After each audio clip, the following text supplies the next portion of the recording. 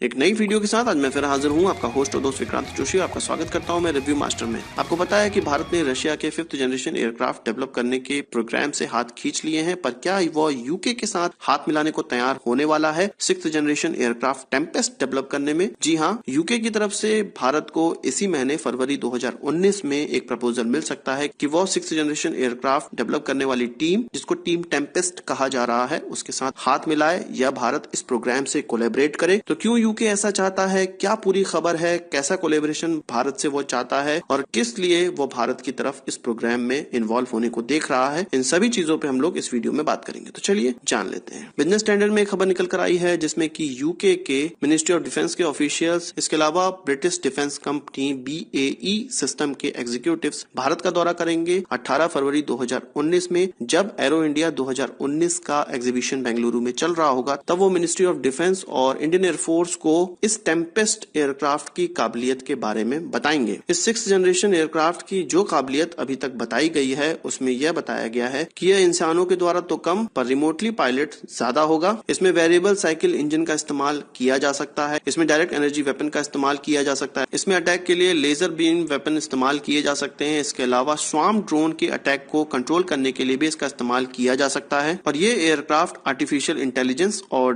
Deep learning से lace होगा। In short कहा जाए तो ये एटलीस्ट F-22, F-35, J-20 या J-31 से बेहतर एयरक्राफ्ट होने वाला है। और इसको यूके अपनी एयरफोर्स में जो शामिल करने का सोच रहा है, वो 2035 से 40 के बीच में कर सकता है। और इसके द्वारा UK, Germany, Italy, Spain, Saudi Arabia और ओमान की एयरफोर्स में इस्तेमाल हो रहे यूरोफाइटर टाइपून को रिप्लेस करने की संभावना है। टेम्पेस्ट का पहला कॉन्सेप्ट जुलाई 2018 में सामने रखा गया था, यूके गवर्नमेंट के द्वारा रखा गया था। और इसमें जो कंपनियां भाग लेने वाली हैं वो मेनली BAE सिस्टम है, रोल्स रॉयस है, लियोनार्डो है और MBDA है। रोल्स रॉयस का जो काम होगा वो इंजन प्रोवाइड करना होगा, लियोनार्डो यूके का जो काम होगा वो सेंसर्स प्रोवाइड करना होगा, MBDA यूके का जो काम होगा वो मिसाइल सिस्टम प्रोवाइड करना होगा। इसके अलावा BAE सिस्टम जो कि इसको इनिशिएट किया हुआ है, उसका काम इन सभी चीजों को इंटीग्रेट करके एक एयरक्राफ्ट बनाना होगा। बिजनेस स्टैंडर्ड के मुताबिक निक खन्ना, जो कि BAE सिस्टम इंडिया के हेड हैं, उनका कहना है कि इस टेम्पेस्ट एयरक्राफ्ट को डेवलप करने के लिए इंटरनेशनल पार्टनर्स की आवश्यकता है, जो कि इसकी जितनी कैपेबिलिटी बताई गई है उन सभी को इंश्योर करने के लिए जो इन्वेस्टमेंट की आवश्यकता है वो कर सकें। टीम टेम्पेस्ट के जो ऑफिशियल्स का कहना था कि इंटरनेशनल पार्टनर्स वो 4 पैरामीटर्स को लेके चुन रहे हैं, जिसमें कि बड़ी मिलिट्री होनी चाहिए जो कि इन एयरक्राफ्ट को ज्यादा से ज्यादा मात्रा में खरीद सकें। इसके अलावा उनका डिफेंस बजट बहुत ज्यादा होना चाहिए क्योंकि इसके डेवलपमेंट कॉस्ट में बहुत ज्यादा पैसे लगने वाले हैं। इंटरनेशनल कैपेबिलिटी होनी चाहिए ताकि वो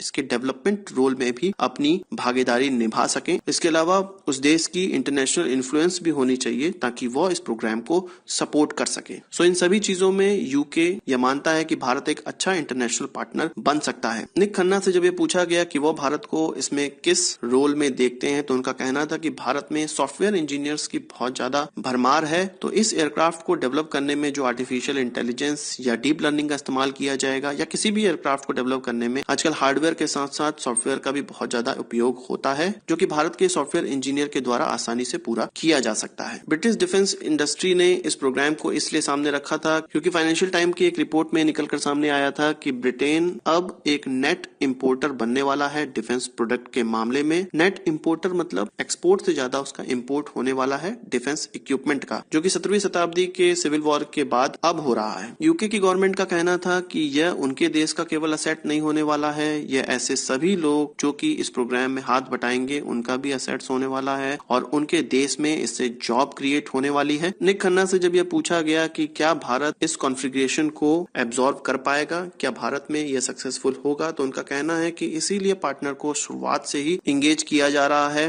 ताकि पूरे के पूरे प्रोग्राम को किसी भी देश के द्वारा एब्जॉर्ब करने में और उसमें इंटरेस्ट दिखाने में आसानी हो सके। यहाँ पर मैं आपको बता दूं कि ब्रिटेन ने इस प्रोग्राम के लिए 2 बिलियन यूरो ऑलरेडी दे दिए हैं, जो कि 2025 तक के लिए दिए गए हैं। उसके बाद और ज्यादा खर्चा होने की संभावना है, इसलिए वो इंटरनेशनल पार्टनर्स की खोज में अब निकल चुके हैं। तो यहाँ मेरे मन में 3 सवाल उठते हैं। क्या रशिया भारत को इस कोलैबोरेशन में भाग लेने देगा? क्या भारत के पास MMRCA 2 के अंतर्गत प्लेन खरीदने के बाद, जो कि हो सकता है 2028 या 27 तक उनको पूरे डिलीवर हो जाएं, इतने पैसे होंगे कि वो इस प्रोग्राम में भाग ले सके? और भारत की तरफ से किस कंपनी को चुना जाएगा इस प्रोजेक्ट में हाथ बताने को? आपका आपका क्या कहना है कमेंट बॉक्स में जरूर बताइएगा। तो आज की इस वीडियो के लिए बस इतना ही। आशा करता हूँ आपको वीडियो पसंद आई होगी और आप उसको एक बड़ा थम्स अप जरूर देंगे। इस वीडियो से संबंधित कोई सवाल सुझाव हो तो कमेंट बॉक्स में जरूर लाइएगा, और यदि आपने हमारा चैनल सब्सक्राइब नहीं किया है उसे भी कर लीजिए, क्योंकि हम इस प्रकार की वीडियो लाते रहते हैं। नमस्कार, थैंक यू, जय हिंद।